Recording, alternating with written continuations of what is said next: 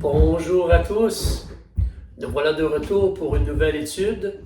Alors, l'étude numéro 4 présentement ensemble sur le sujet de comment étudier la Bible, comment étudier la parole de notre Dieu. Alors, on veut se réjouir et prendre le temps de remercier le Seigneur, notre Dieu. Tu sais, dans le livre des psaumes, psaume 121, écoute s'il te plaît, on nous dit « J'élève mes yeux vers les montagnes, d'où me viendra le secours. Mon secours vient de l'Éternel, qui a fait les cieux et la terre. » Alléluia. Le secours nous vient de l'Éternel Dieu. Alors, on veut prier. Père, merci que tu veux nous secourir, nous aider, nous instruire. Aide-moi maintenant par ton esprit. Aide-moi à bien enseigner, bien présenter tes vérités et aider les gens, les frères et les sœurs. Je prie que tu aides les gens qui vont écouter cette vidéo, qu'ils puissent être instruits, être aidés concernant leur foi, leur relation avec toi. Si certains écoutent et ne sont pas encore nés de nouveau, aide-les à comprendre, convainc-les par ton esprit et mène-les à Christ et qu'ils soient nés de nouveau en recevant Jésus comme leur sauveur. Aide-nous par ton esprit pour apprendre et être aidés. Par le nom de Jésus-Christ, nous demandons ceci pour ta gloire. Amen. Amen. Alors, donc, leçon 4. Aujourd'hui, on va voir 2 ou 3 petites choses selon le temps, mais on veut parler présentement de 2 règles fondamentales lorsqu'on lit et qu'on étudie la parole de Dieu. Donc, au début, il y a, si tu te rappelles, la règle d'or. La règle d'or, nous laissons la Bible interpréter ou expliquer la Bible.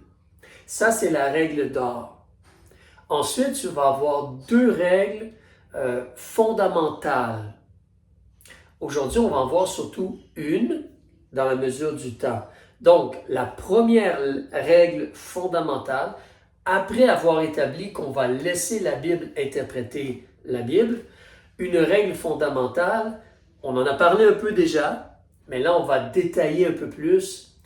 On veut considérer, premièrement, comme tu vois sur tes notes, le point A, lire et étudier la Bible de façon littérale et grammaticale, selon les règles de grammaire. Alors, la Bible doit être lue et comprise et interprétée selon le langage qui est déjà établi. Alors, nous, présentement, nous parlons et nous lisons en français. Peut-être toi, tu connais une autre langue aussi. Moi, je peux lire et comprendre l'anglais. Mais si l'on parle du français, le français a des règles de grammaire, il a une structure de phrase, les mots ont des significations, nous avons des dictionnaires. Alors, nous parlons de cela présentement. La Bible, elle doit être lue et interprétée selon le langage établi et la grammaire établie. Si nous décidons de ne pas faire cela ou de violer, de briser cela, on va se diriger vers des erreurs, faire des erreurs dans notre compréhension de la Bible. On va se diriger vers des mensonges, des faussetés.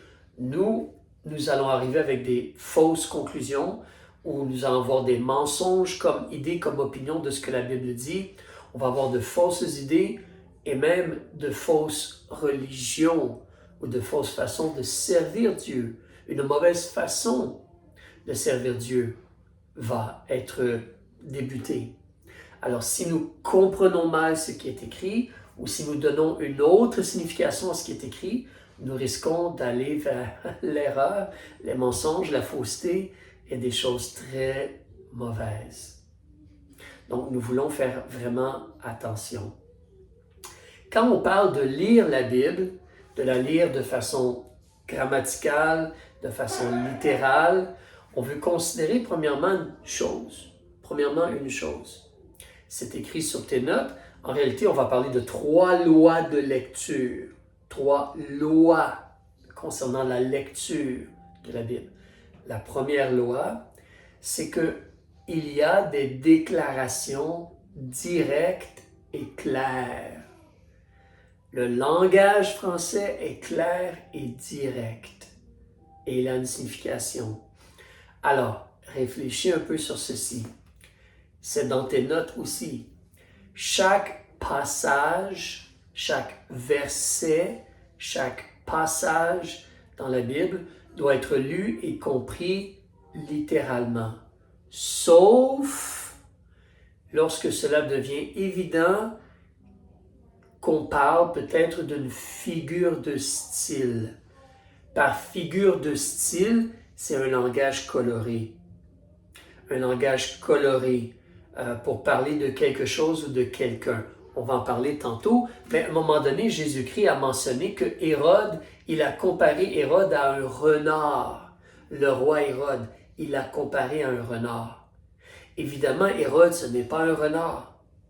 Il n'a pas été élevé par une famille de renards.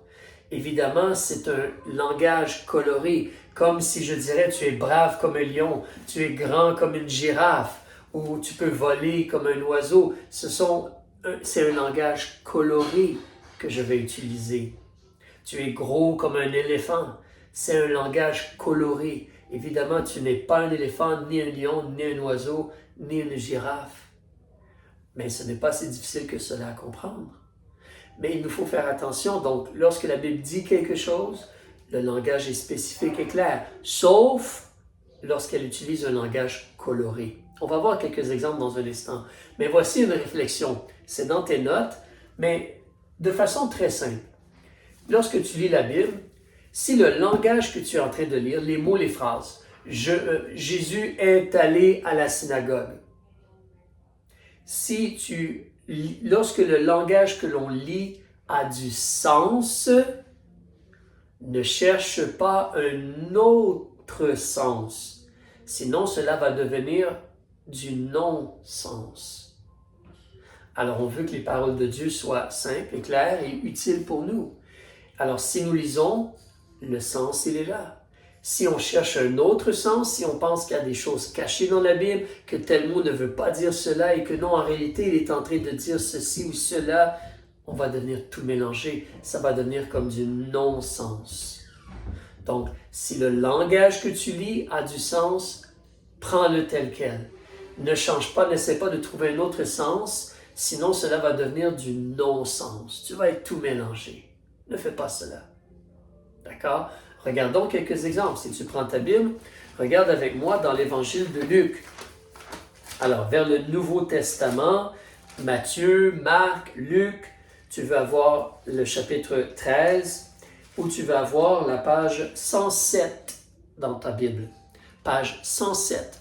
Alors, c'est donc les chiffres recommencent vers la fin de la Bible, si tu te rappelles, lorsqu'on arrive au Nouveau Testament. Mais Luc, chapitre 13, ça, c'est lorsque Jésus parle qu'il compare Hérode à un renard. Lisons le verset. Verset 32. Luc chapitre 13, verset 32. Et il leur dit, c'est Jésus qui parle, « Allez et dites à ce renard, voici je chasse les démons et j'achève de faire des guérisons. Aujourd'hui et demain, et le troisième jour, je finis. » Alors, c'est une réplique. Moi, je fais ces choses-là. Dites-le à ce renard. Lorsque Jésus dit « dites-le à ce renard », bien nous savons qu'ici c'est un langage comme figure de style pour représenter un peu M. Hérode. En passant, dépendant ce que tu as lu dans ta vie, il y a des gens qui parlent ou qui pensent qu'ici un renard c'est comme un animal très rusé. Donc peut-être renard, excusez-moi, pas renard, mais Hérode. Hérode était très rusé. Mais en réalité, lorsque je lis toute la Bible, je peux voir ailleurs qu'on nous parle qu'un renard, ce n'est pas un animal d'une grande valeur, qu'il ne peut pas faire beaucoup de choses. Il est comme petit, il n'est pas en haut dans le monde des animaux. Ce n'est pas le plus gros, le plus fort, le plus intelligent. D'accord? Tu as des fois ce qu'on appelle les fables de La Fontaine, et un renard qui est rusé, mais dans la réalité des choses, un renard, ce n'est pas grand-chose. Et c'est un peu ce que Jésus mentionne. Hérode, Qui est-il? Mais Dieu, et moi j'essaie de faire l'œuvre de Dieu. Alors c'est un petit exemple. Dire que quelqu'un est un renard, sinon le langage est simple. Regardons un autre exemple. Apocalypse chapitre 20. Alors vers la fin de la Bible complètement, Apocalypse chapitre 20, page 366 s'il te plaît. Page 366. Ici on va voir la signification du mot 1000. Parce que la réalité c'est que lorsque Jésus va revenir sur la terre, il va régner pour 1000 ans. Nous appelons cela le millénium. 1000 ans. Donc, pourquoi nous croyons que Jésus va régner pendant 1000 ans? Lisons. Alors, si tu regardes au chapitre 20, verset 2. Et il saisit le dragon. Un ange va saisir le dragon, l'ancien serpent, qui est le diable et Satan, et le lia pour 1000 ans. Il nous dit 1000 ans ici. Si je continue, on nous dit, il le jeta dans l'abîme et il l'y enferma et mit un sceau sur lui afin qu'il ne séduisit plus les nations jusqu'à ce que les 1000 ans fussent accomplis. Après quoi, il faut qu'il soit lié pour un peu de temps. 1000 ans est encore mentionné. Si tu regardes au verset 4, je vis des trônes sur lesquels s'assirent des personnes et il leur fut donné de juger. Je vis aussi les âmes de ceux qui avaient été décapités pour le témoignage de Jésus et pour la parole de Dieu, et ceux qui n'avaient point adoré la bête ni son image, et qui n'avaient point pris sa marque sur leur front ou à leurs mains. Et ils vécurent et régnèrent avec Christ 1000 ans. Verset 5.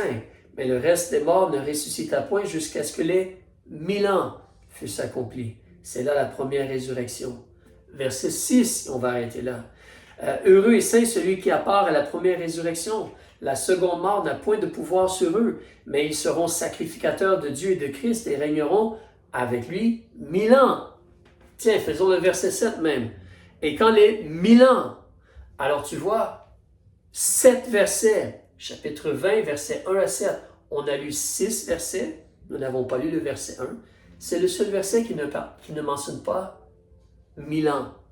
Mais tous les autres versets mentionnent une durée de temps de 1000 ans. Et donc, cela va durer 1000 ans. C'est simple et clair. Alors, le langage, il est là. C'est 1000 ans. Maintenant, voici quelque chose qui va nous faire réfléchir. Des fois, la Bible parle un peu différemment. Regardons un exemple. La seconde épître de Pierre, reculons. Au chapitre 3, tu veux venir avec moi à la page 336, s'il te plaît. Page 336. Alors, page 336, on va lire le verset 8. 1000 ans, ou l'expression 1000 ans va s'y retrouver. Mais la construction de la phrase va être différente, et c'est pourquoi on doit réfléchir. Verset 8. Toutefois, bien-aimés, n'ignorez pas une chose, c'est que pour le Seigneur, un jour est comme 1000 ans, et 1000 ans sont comme un jour.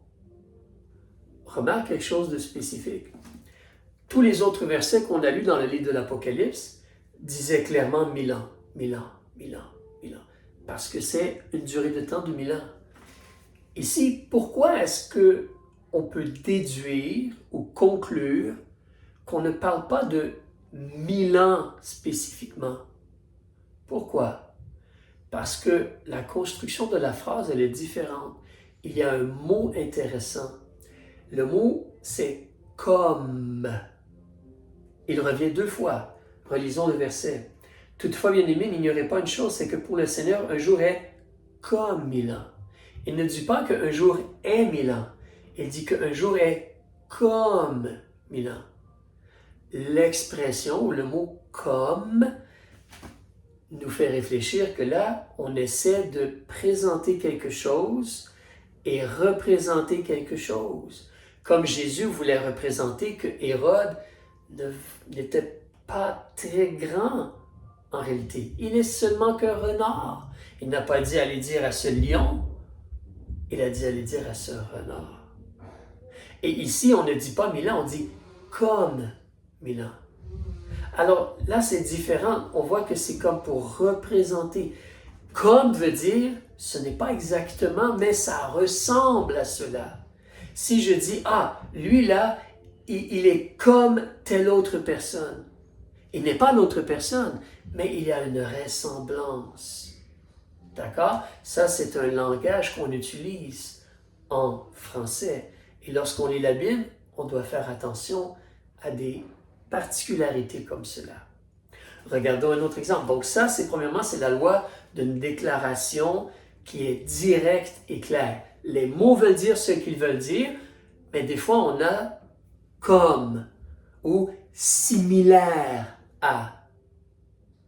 Là, ça change un peu. C'est pour nous aider à comprendre. Il y a une illustration, une représentation. Regardons une autre chose.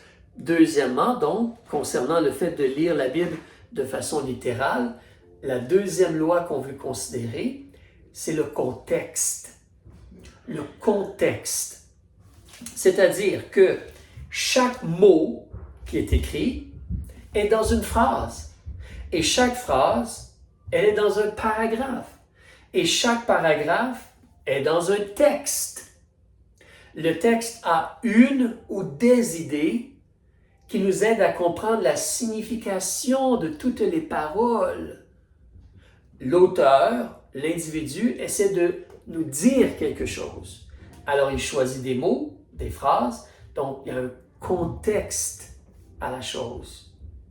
Il y a un contexte. Tu sais, c'est comme si, supposons que tu arrives dans une pièce et moi, je suis en train de dire que je vais dire quelque chose comme peut-être,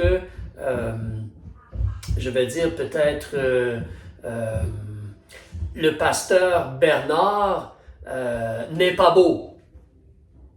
Alors, toi, tu arrives dans la phrase et tu m'entends dire « Le pasteur Bernard n'est pas beau ». Ah, pasteur Labonté dit que pasteur Bernard n'est pas beau.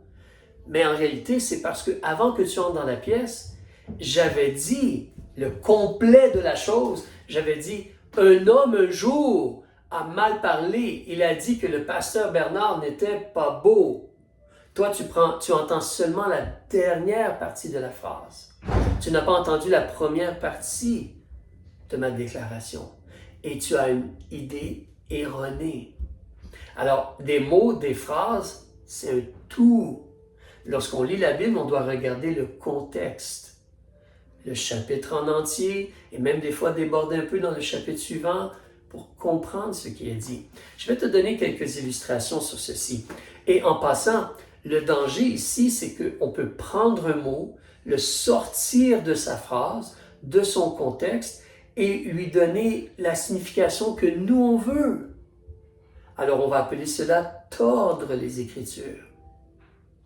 Donc, ça, c'est un danger.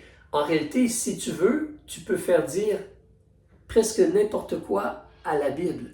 Si tu prends certains mots à gauche, à droite, certaines phrases, et tu les sors de le contexte, la déclaration qui est dite. Ce n'est pas bon du tout de faire cela. Nous devons être sincères et honnêtes. Voici quelques exemples. Viens avec moi dans l'évangile de Matthieu. L'évangile de Matthieu.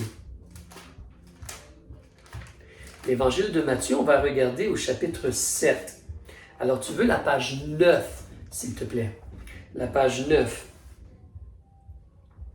Puis, on va débuter en lisant un seul verset.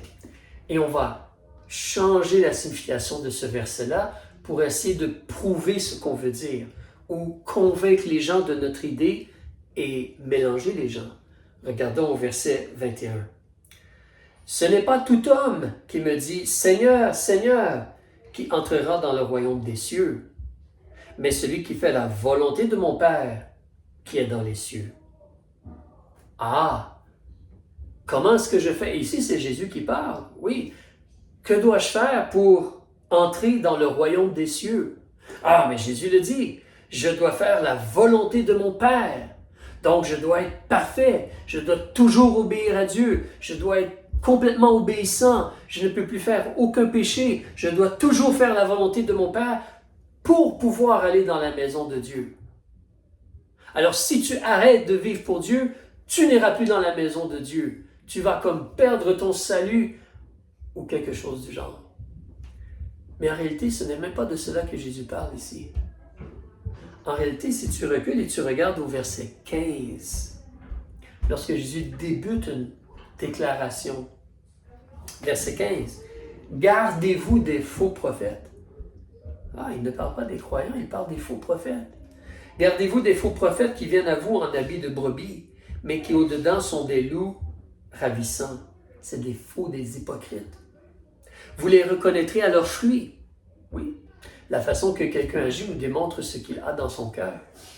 Cueille-t-on des raisins sur des épines? Non. Ou des figues sur des chardons? Non. Ce ne sont pas des arbres à fruits ou des arbustes à fruits, ces choses-là. Et si tout bon arbre porte de bons fruits, mais le mauvais arbre porte de mauvais fruits. Donc il parle de faux prophètes, il parle de mauvais arbres. Un bon arbre ne peut porter de mauvais fruits, ni un mauvais arbre porter de bons fruits. Tout arbre qui ne porte point de bons fruits est coupé et jeté au feu. Vous les connaîtrez, qui cela? Les faux prophètes. Vous les connaîtrez donc à leurs fruits. Ce n'est pas tout homme qui me dit, ah, même si un homme dit, moi je suis de Dieu, moi j'aime Jésus, moi je crois en Jésus. Tu peux dire beaucoup de choses de ta bouche, mais tes actions vont me démontrer. Alors, les faux prophètes qui disent, ah, Seigneur, Seigneur, ah, nous avons la Bible, ils ne vont pas entrer dans le royaume des cieux. En réalité, c'est la volonté du Père qu'on veut. La volonté du Père, c'est que nous soyons nés de nouveau par l'Esprit de Dieu, que nous devenions enfants de Dieu et ne pas être des faux prophètes.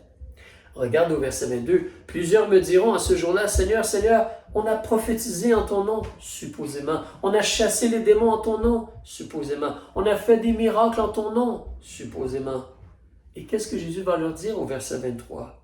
« Alors je leur dirai ouvertement, je ne vous ai jamais connus.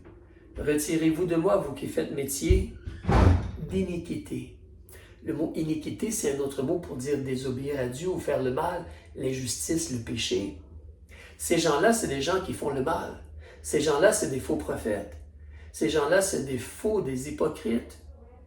Et Jésus leur dit au verset 23, « Je ne vous ai jamais connus. » Ils n'ont jamais été des enfants de Dieu. Ils n'ont jamais été des serviteurs de Dieu. Jésus ne les a jamais connus. Ce n'est pas des gens qui ont perdu leur salut, ce n'est pas des gens qui étaient et qui ne sont plus, c'est des gens qui n'ont jamais été enfants de Dieu. Ça, c'est un bon exemple de prendre un verset et essayer de lui faire dire quelque chose et ne pas regarder toute la conversation autour du verset. Regardons un autre exemple, si tu veux, dans Matthieu encore. Celui-ci, je suis sûr que tu as entendu des choses sur cela. Tu as probablement déjà entendu le fait que beaucoup de gens pensent que c'est Saint Pierre, l'apôtre Pierre, qui a les clés pour te permettre d'entrer dans le ciel. Alors, si quelqu'un meurt, il se présente devant Pierre, et là, c'est Pierre qui peut ouvrir les portes du ciel. Cette idée-là circule des fois. En Amérique du Nord, en tout cas. Peut-être en Afrique aussi. Mais qu'est-ce que Jésus nous a dit vraiment? Alors, Matthieu chapitre 16. Au verset 18, il parle à Pierre. « Et moi je te dis aussi que tu es Pierre, et que sur cette pierre je bâtirai mon église.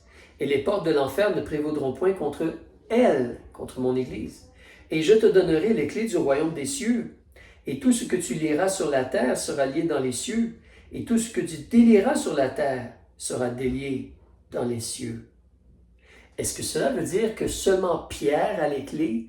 Et ce sont comme des clés physiques, là, pour ouvrir une barrière et des choses comme cela, ou une clôture.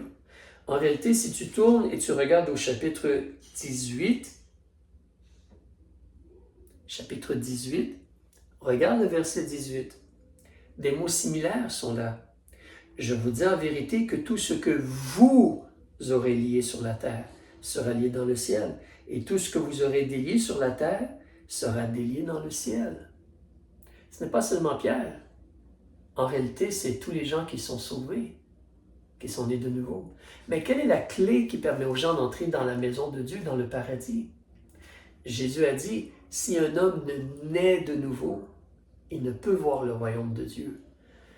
Nous, toi et moi, dans des études précédentes, on a vu, c'est quoi la puissance de Dieu pour être sauvé?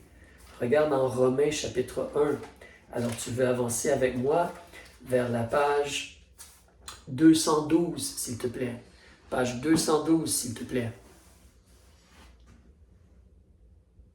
on a vu que la puissance de Dieu, c'est l'Évangile, la bonne nouvelle. Alors, verset 16, Romains 1, verset 16, « Car je n'ai point honte de l'Évangile de Christ, car c'est la puissance de Dieu pour le salut, la délivrance, la vie éternelle, le salut de tous ceux qui croient. Si tu crois en l'Évangile, tu vas dans la maison de Dieu.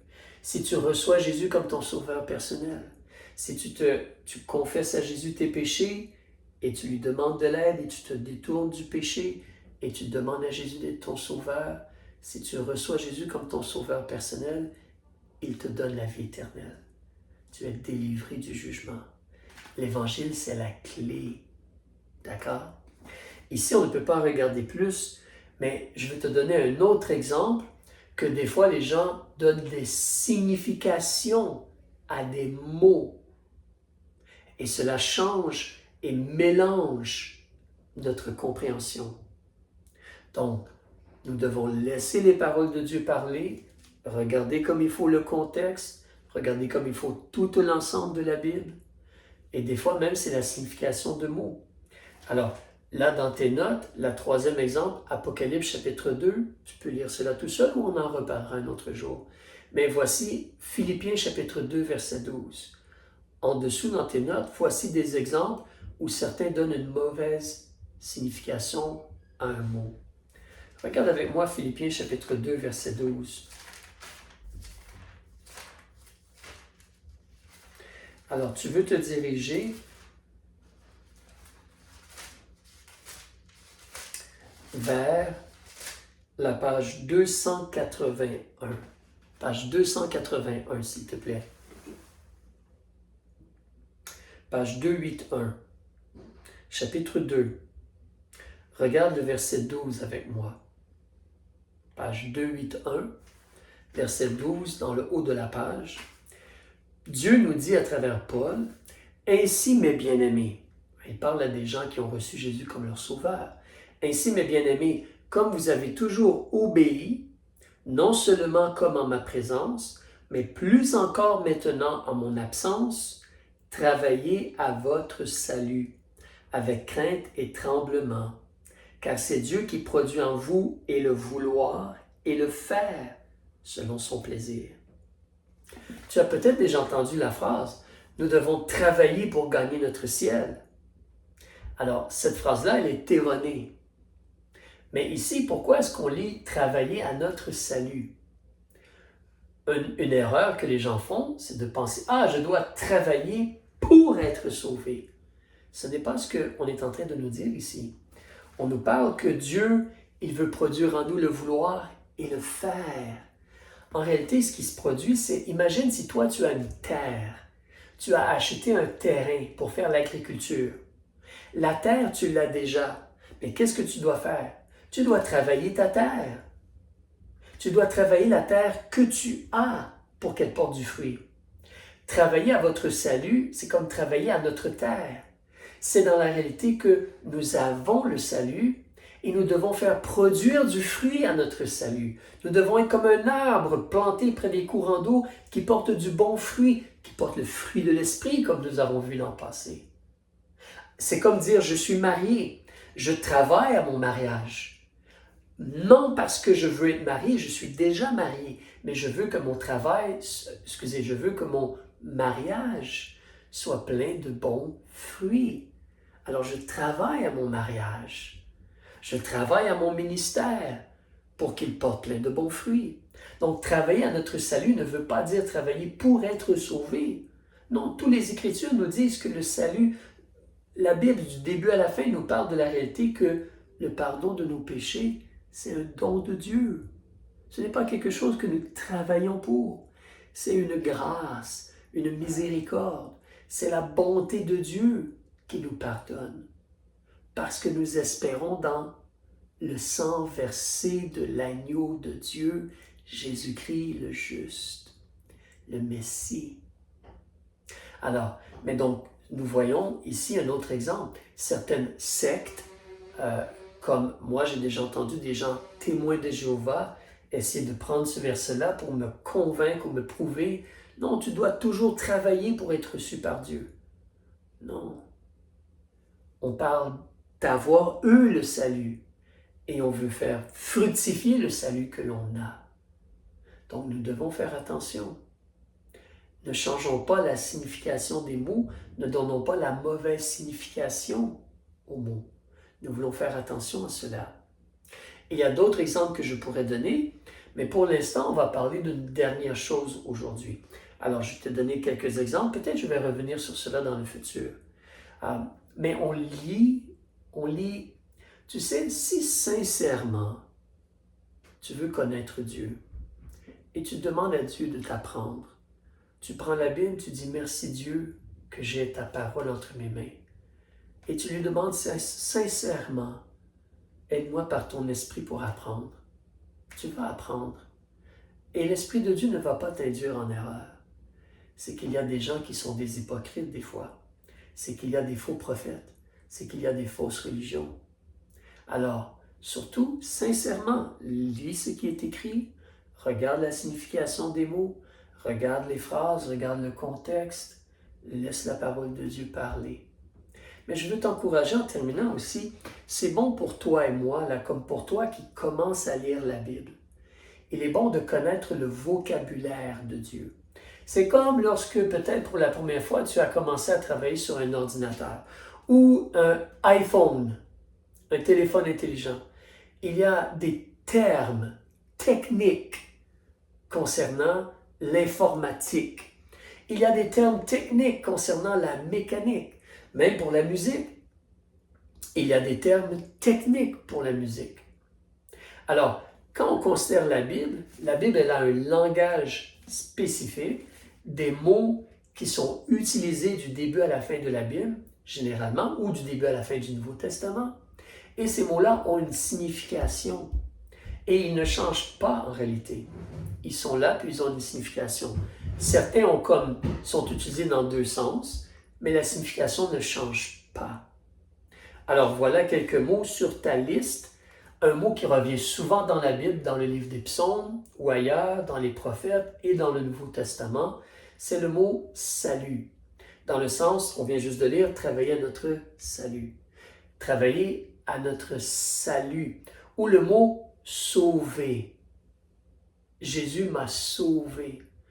Dieu nous a sauvés. Le mot « salut » ou « sauver », c'est de la même racine. Ça parle d'une délivrance. Une délivrance. Souvent, dans les psaumes, David va parler d'avoir été sauvé par Dieu ou d'avoir été délivré des ennemis. Mais pour nous, lorsqu'on regarde surtout le Nouveau Testament, on parle d'être délivré du jugement, le feu éternel, la colère de Dieu. C'est une délivrance spirituelle. Oui, physiquement, Dieu nous aide et nous délivre, mais premièrement, le salut, c'est une délivrance spirituelle. Alors, quand j'ai lu le mot « sauver »,« salut », c'est une délivrance du jugement, de la punition. Un autre mot sur ta liste, le mot « baptême ». Alors, beaucoup de gens ont une mauvaise idée de ce que le baptême est, mais le mot « baptême » à la base, si tu regardes dans les dictionnaires grecs et dans des dictionnaires français, si tu portes attention et tu regardes attentivement les définitions du mot « baptême », le mot « baptême » veut dire une immersion. C'est comme prendre quelque chose ou quelqu'un puis le tremper entièrement dans l'eau. C'est une immersion. Et généralement, le baptême, c'est une immersion qui représente une association, une identification. Je m'identifie avec Jésus-Christ. Je m'associe avec Jésus-Christ. Et donc, je me fais baptiser. Ça, c'est le mot baptême. Ensuite, tu as un autre mot qui revient souvent dans toute la Bible au complet, saint, sainteté, sanctifié, sanctification. Ces mots-là ils nous parlent d'être séparés, mis à part, consacrés aussi un peu, d'une certaine façon. Mais être mis à part, Dieu, il est saint, il est à part, il n'y a rien et personne comme Dieu. Il est lumière, perfection, miséricorde, justice, vérité, puissant, il est à part. Et Dieu nous a sanctifiés, il nous a mis à part, nous sommes ses enfants, il y a une place pour nous de réserver au ciel. Mais dans notre vie, nous devons mener une vie séparée. On se sépare du mal, on se sépare de la noirceur, on se sépare du péché. On veut marcher dans la lumière avec Dieu. Voici un autre mot, rédemption. Ça, c'est un gros mot qui veut dire rachat. Alors, nous avons la rédemption en Jésus-Christ. On a été rachetés par le précieux sang de Jésus-Christ. Le mot grâce. Alors, grâce a plus qu'une signification. Je rends grâce à Dieu veut dire je remercie Dieu. Mais le mot grâce, dans la Bible, demander à Dieu sa grâce ou recevoir la grâce de Dieu, c'est une faveur qu'on ne mérite pas. Une faveur, c'est comme la puissance ou l'aide de Dieu pour quelque chose que nous, on ne peut pas faire. Alors, c'est une grâce de pardonner nos péchés. C'est une grâce de nous soutenir et nous aider dans la vie. Et nous, on rend grâce, on remercie Dieu. C'est un petit peu différent là. Le mot repentance, on va entendre souvent cela. La repentance, c'est dans notre cœur, dans notre esprit. On fait un choix.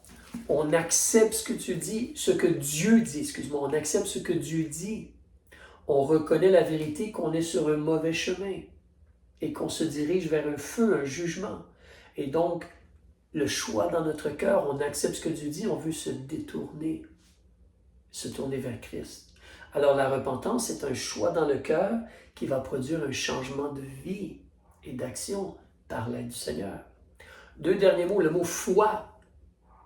Le mot foi, on a beaucoup d'idées, mais la foi, c'est croire ce que Dieu dit, croire qui Dieu est, croire que Dieu va récompenser et agir comme il a dit, et donc obéir, vivre comme il demande de vivre, le craindre.